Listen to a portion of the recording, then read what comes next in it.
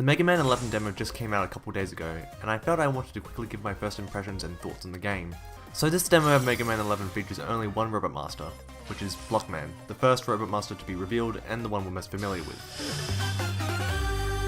As we enter the level, we are presented with the new graphical style, and man, this is such a breath of fresh air for the classic series because literally 8 out of 10 games have the same graphic style.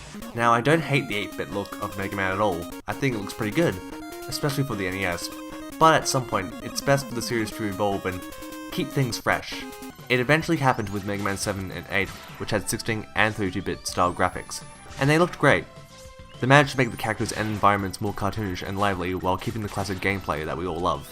Years later, Mega Man 9 and 10 went back to the 8-bit style of the NES games, mainly Mega Man 2, and while nowadays that may seem backwards, keep in mind, retro-style games were a new thing at the time, and since Mega Man 2 is the most popular game in the series, it was a smart marketing decision to bring him back to 8-bit. But since then, Mega Man pretty much became dead for 8 years, so I think it's fair enough for the series to evolve once more for this revival. Talking about the actual graphics themselves, however, they look great. The environments and characters look bright and colourful, plus the 3D cell shaded look really helps make everything pop. I really do admire the lighting of the pyramids in the background, as well as the rainbow caused by the waterfalls. Bosses feature some pretty good animation, such as Blockman's gear form, with his walking cycle, or when he prepares an attack. I really do like how Mega Man's armor changes when he switches between weapons, something that was supposed to be in the original Mega Man game, but couldn't be done due to hardware limitations. I love how Fuse Man's weapon makes Mega Man look like he has 2 giant electric dicks coming out of his head. Pretty good look.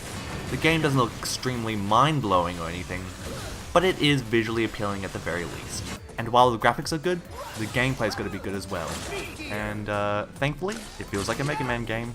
My first time playing this, I absolutely got my ass kicked over and over again.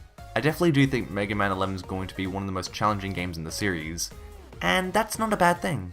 While the level design may seem brutal at first, such as this conveyor mini-boss or this dropping block area, it encourages you to use Mega Man's new ability, the double gear system. At any point of the level, pressing L or R will activate one of 2 versions of the double gear. Pressing R will cause time to slow down, making it easier to dodge certain obstacles, or even get more shots in with this mini-boss. Pressing L will activate the power gear, which will increase the strength of your Mega Buster and special weapons. Definitely useful for clearing out stronger enemies, including Blockman himself. Once you're low on health, however, pressing both L and R will activate an ultra-powered gear mode, which features the powers of both gears in one, which is definitely satisfying to use when pulling off a fully charged Mega Buster shot.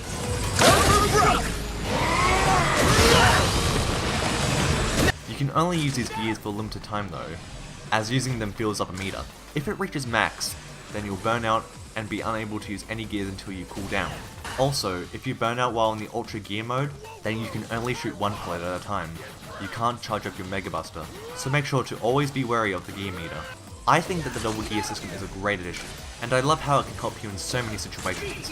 Adding to the fact they also affect special weapons really gives a lot of experimentation on how you should beat the level.